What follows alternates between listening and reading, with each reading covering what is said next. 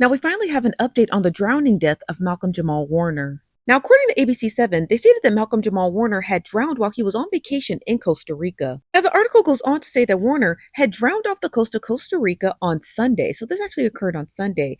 They stated that the Costa Rican National Police had told this to ABC News. Now, the coroners in Costa Rica had also labeled his death by asphyxia. The article goes on to state that the actor died near Cocles, which is a beach in Limon, Costa Rica. Police told ABC7 that he, being Malcolm-Jamal Warner, was caught in a high current in the water and was discovered on Sunday afternoon. Now, the article doesn't state if he was caught in that current on Saturday and then he had been found on Sunday, or if all of these events occurred on Sunday. But I suppose the details around his drowning doesn't matter because he does leave behind a wife and a child, who I'm almost certain is completely devastated by the loss of her husband and the father of her child. Now, as more details about this story comes out, I promise I'm going to keep you guys posted. But again, I pray that you keep him and his wife and his daughter in your prayers, because this is definitely a trying time, because nobody should ever have to watch their loved one go out tragically.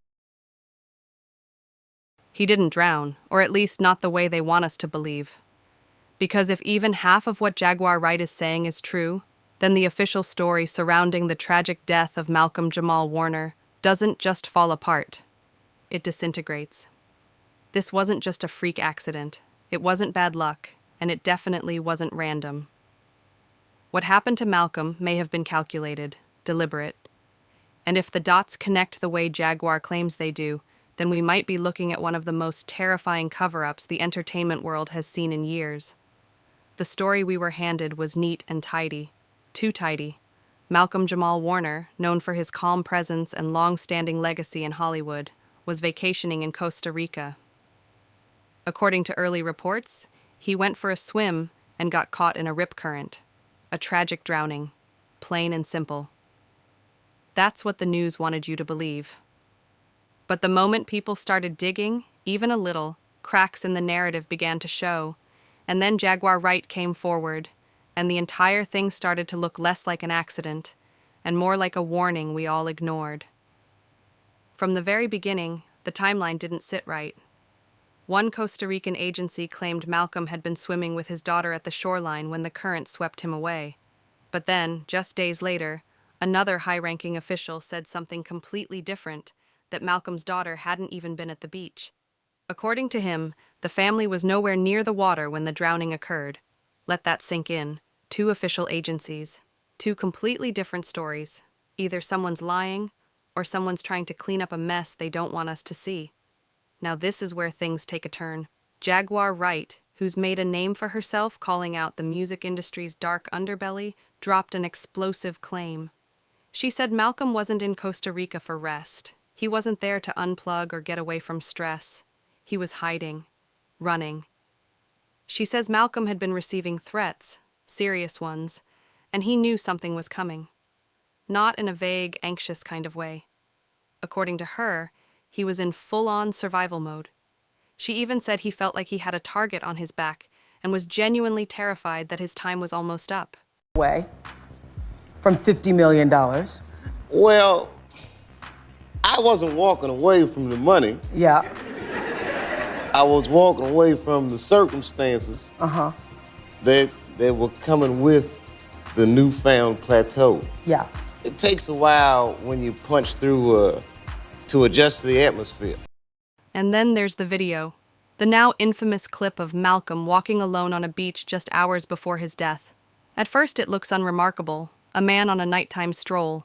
But when you really pay attention, when you pause and rewatch, something feels wrong. He's not calm. He's not relaxed. His shoulders are tight. His pace is brisk, and he keeps glancing around like someone who's being followed. There's a heaviness in his body language, like he's carrying something he can't shake. Some people thought maybe he was high, trying to mellow out with something to take the edge off. But then the autopsy results came out and completely flipped that theory on its head. According to the toxicology report, Malcolm had no drugs or alcohol in his system. Nothing. He was completely sober. So now, all those theories about him acting strange because he was under the influence? Gone. Which leaves only one explanation. Something had him rattled. Sober, clear-headed, and still visibly shaken.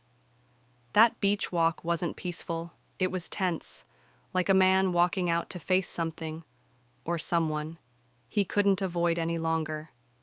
Jaguar says that just before that video was filmed, Malcolm had received yet another threat. Not from some random internet troll or angry fan, but from powerful people. People who allegedly didn't want him speaking out. She claims Malcolm had been preparing to expose some serious industry secrets, things that could have shaken Hollywood from the inside out. And if that's true, then that beach video, that might have been the moment he realized he was out of time. And here's another piece that doesn't fit. Malcolm was an experienced swimmer, not a casual beachgoer, someone who actually knew how to handle himself in open water. Friends confirmed it, family confirmed it. So how does a man who knows exactly how to escape a rip current get pulled in and never even try to fight? There were no signs of struggle, no efforts to swim parallel to the shore, which is what trained swimmers are taught to do in a current. It's like he either couldn't fight or never got the chance. Jaguar claims he may have already been unconscious, or worse, before he ever hit the water. And if that's the case, the drowning wasn't the cause of death. It was a smokescreen. And I've heard the stories of what happens, and I've seen these kinds of things play out in front of me. Okay. When you say you heard the stories, what do you mean? What stories? I mean, you see before, look, Mariah Carey made a $100 million deal, and 3 months later, she's all of a sudden mysteriously crazy. Or Martin Lawrence punches through, and he's waving a gun on the street screaming, "They're trying to kill me." Yeah, we hear those stories. And it always happens around the time in their career where it seems as though they're crossing over the next plateau. Yeah. Now, this wouldn't be the first time someone in the entertainment world tried to pull back the curtain and paid the price. Think about Dave Chappelle in 2005. He walked away from a $50 million Comedy Central deal and vanished to Africa, sparking a media frenzy. Everyone said he had lost his mind. But when Dave came back, he broke it down with clarity. He didn't walk away from the money. He walked away from the conditions. He talked about the pressure, the manipulation, the way he was being used to reinforce stereotypes. He saw that the laughter wasn't with him anymore. It was at him, and he wasn't willing to be a puppet just to keep the checks rolling. Jaguar draws a direct line between that situation and Malcolm's, except this time she says Malcolm wasn't as lucky. He didn't get to walk away. He was in too deep. He was calling out the same power structures, but he was doing it more directly. Malcolm had recently appeared on several podcasts, and he wasn't playing it safe. He was critical. He was blunt. He talked about the way the industry boxes in black men, stripping them of nuance, flattening their humanity into something digestible and easy to market. He said the media didn't just misrepresent black voices, it erased them. But what really raised eyebrows were his comments about exposure. Malcolm said he was tired of coded language and polite protest. He said he was ready to name names. He was tired of being complicit. And the way he said it, urgent, almost like he was rushing to get the words out, didn't feel like someone casually venting. It felt like a man with a clock ticking down. And if Jaguar is right, that interview wasn't just honest. It was dangerous. Add to that the complete mess of conflicting reports about his death, and you start to wonder how much of the truth we're even supposed to see. First, they say he drowned while trying to save his daughter. Then they say she wasn't there. Then a surfer was involved. Then a lifeguard. No one's story matches. The entire situation feels like it was thrown together with duct tape and crossed fingers. And the more people ask questions, the more those questions are ignored. Now here's where things get even more intense. Jaguar Wright claims that the U.S. government is allegedly opening its own investigation into Malcolm's death. And before anyone dismisses that, look at recent history. The Shankella Robinson case in 2022 followed a disturbingly similar pattern. A suspicious death overseas, messy local reports, and mounting pressure from the public. Eventually, the U.S. stepped in. They started asking their own questions, conducting their own investigation. Why? Because when an American citizen dies abroad under strange circumstances, especially one tied to high-profile industries, it's not just a local matter anymore. If the feds are looking into this, if there's even a shred of credibility to Jaguar's claims, then this is bigger than anyone realizes. Because if Malcolm was silenced to protect secrets, then whoever orchestrated this didn't just get rid of a man. They tried to erase his message.